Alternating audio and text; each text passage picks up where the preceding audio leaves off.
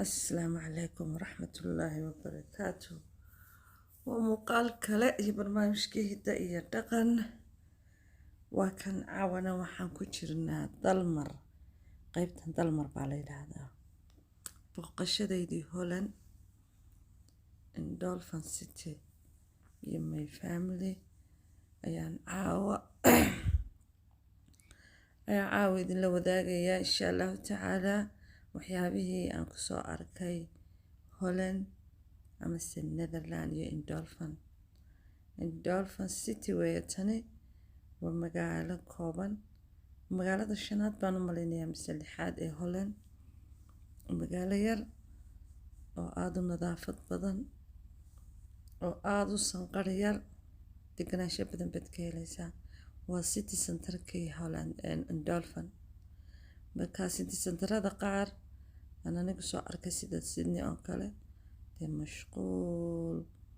markaa magaaladan magaalo aad u degan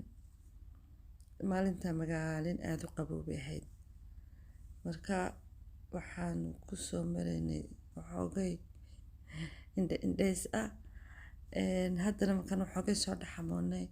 cappuccino shop Marokkaanta aad ugu badan Holland sida Sydney ugu badan yihiin Lebanese-ku Hollandna waxaa ku badan Marokkaan maqaayad dheer baan kusoo boodnay oon cappuccino ka cabaynay maasha Allah oday yaroo tafa baa haystayo dhaqso cappuccino inooga soo tuuray asxaab degdeg marka waa ka cappuccino aad u fiican bay caan ku tahay bisada yarna waa bisadeena Kanadada waxay mimi baa la yiraahdaa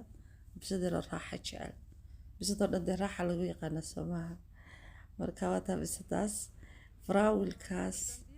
wuxuu ka soo daatay dhirka midabyadaas uu sameeyay graaskii uu daboolay dawaatii ay ka gabi jireen abwaanada Soomaalidu markay gabdhaha amaanayaan qurux aad wallahi indhaha ugu roon bay ahayd biyuhuna barbar yaalaan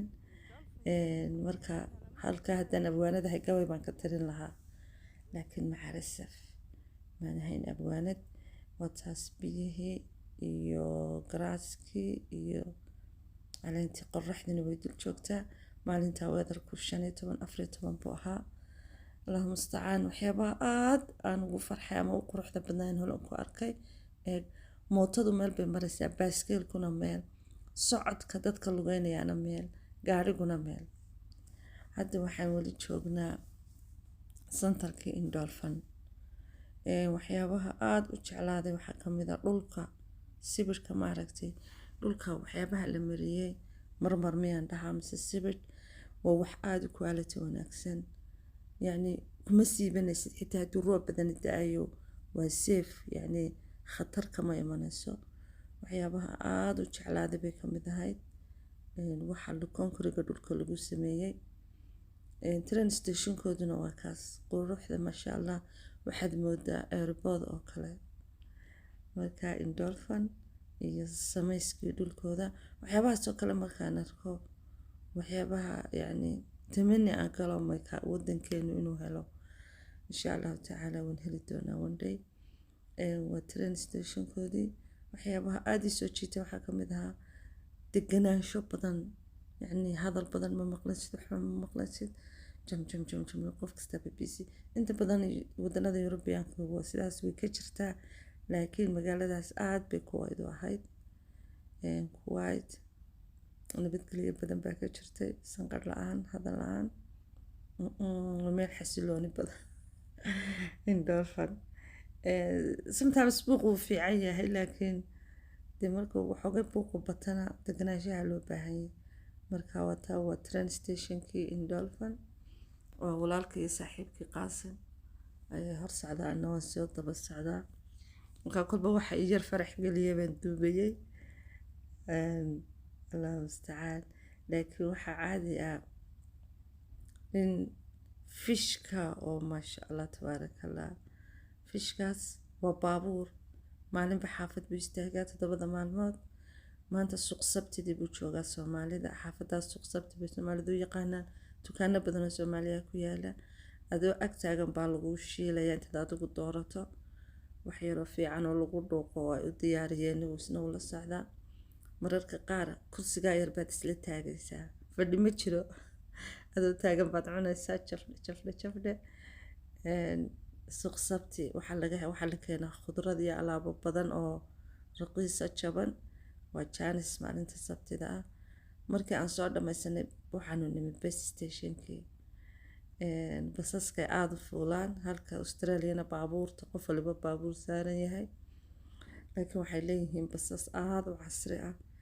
every 10 minutes every 5 minutes waad helaysaa baska saacadii ugu yaraan 4 jeer buu imanayaa dee markaad soo dhaxamooto waxaad u baahantahay kabashiino samaha kabashiino time kabashiino makhaayadaha yaryar oo dhan waxaa leh Moroccan aniguna intaan arkay taana kabashiino shop weeye Moroccaanta muslimiinta aba haysta marka masha Allah tan waxa weeyaan iyaduna waa habeen kale oo casho my sister Sena Mahdi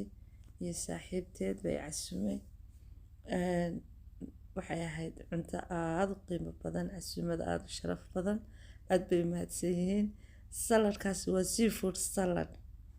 aad u qiimo badan oo macaan waxaa ka sii darnaa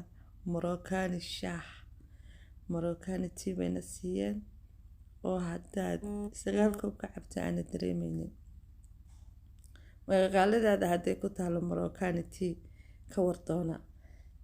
anigu aad baan uga helay habeenka ma dareemaysid Moroccan tea markaad cabto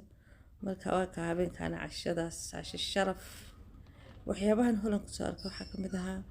baabuurta 5 seater bay u badan yihiin gawaadhidooda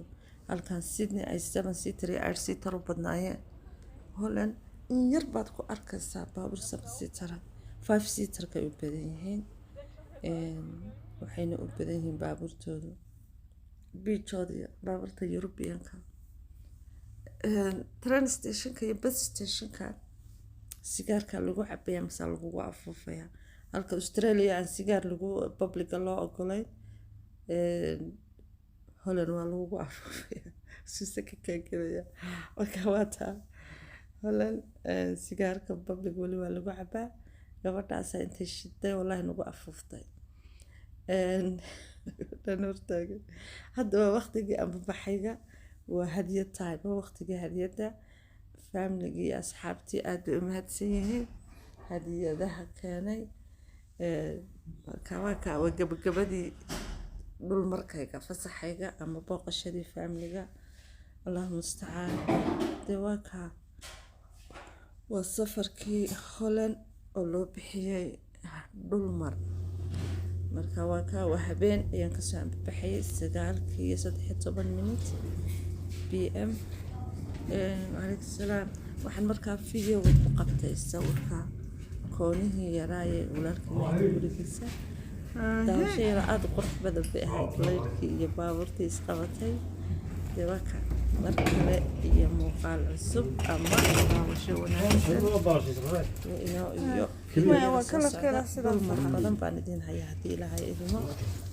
isma garan weyno